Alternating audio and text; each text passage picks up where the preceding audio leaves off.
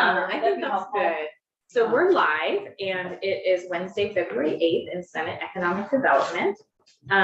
We're going to be speaking for the next hour about a proposal for a rental revolving loan funds that's in the governor's budget. And we have Mark Collins in the witness chair. Hi, Mark Collins with Vermont Housing Finance Agency. For the next hour, we are going to be talking about this new rental RLF or revolving loan fund. There's $20 million in the governor's budget for this. It's a new program. And so for the next 40 minutes or so, you're going to hear from several builders, developers, employers about what their experiences have been or currently are in trying to meet the housing needs of the workforce. You'll also hear from some employers talking about their own needs to house their workforce.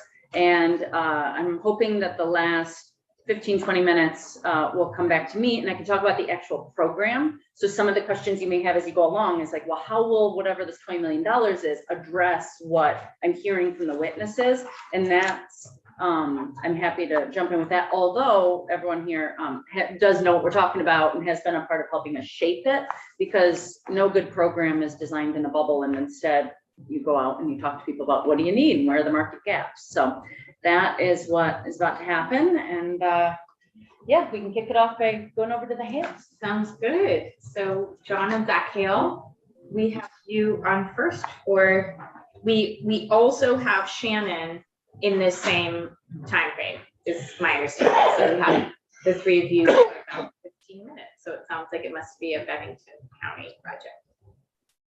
Yeah, cool. Thank you. So my name is Zach Hale, and my business partner and father, John Hale, is also here, as well as Shannon Barsati, who is the Community Development Director from the town of Bennington.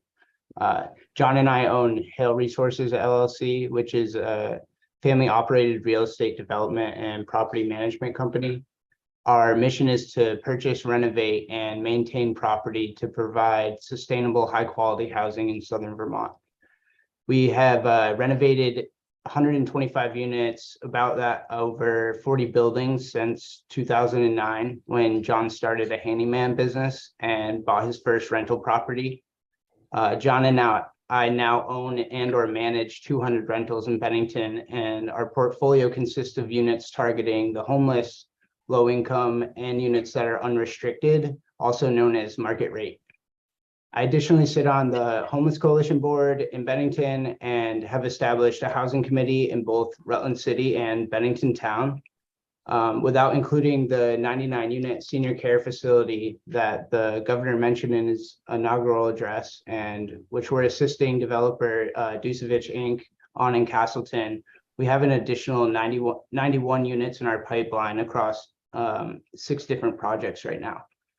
However, we face challenges with many of these projects, given the increasing costs of construction, financing, and operating costs.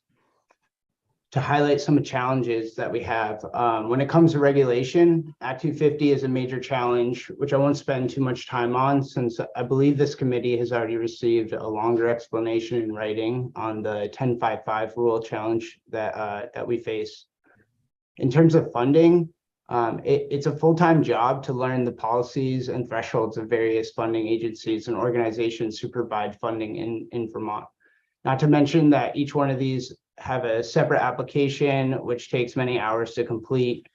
The funding sources are typically extremely complex, and they do not typically work well with one another. When trying to hire a development consultant, you learn that they're all at capacity and they have a hard time taking on new clients. And in addition, the award of low-income housing tax credits is typically given to experienced developers. However, without receiving a LIHTC allocation, it's really challenging to ever gain the experience that you need. Moreover, the absence of LIHTC may render your application with other funders less competitive. This is because, understandably, there's some funders that require this LIHTC funding to be leveraged to maximize the impact of their funding. In terms of operations, current solutions close the funding gap but reduced rental income, which establishes a new gap with the new construction projects, and it continues to make these important projects out of reach.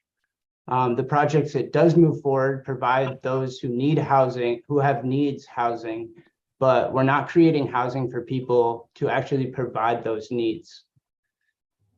To highlight some of the housing demands, we're a developer and a property manager, but oftentimes we find ourselves serving as a social worker because there's not enough people in Vermont who can provide the services for those people in need. Yet we're consistently seeing people trying to move to the area who cannot find housing, and as a result, they don't move to Vermont. In fact, we have employers right now that are looking into master leasing some of our units months in advance to when they need them, to make sure that when they have employees moving to the area, that they do have some housing secured for them. I've spent some time running scenarios of the proposed revolving loan fund introduced by VHFA today, and wanted to share a few ways I've determined it could be an effective tool.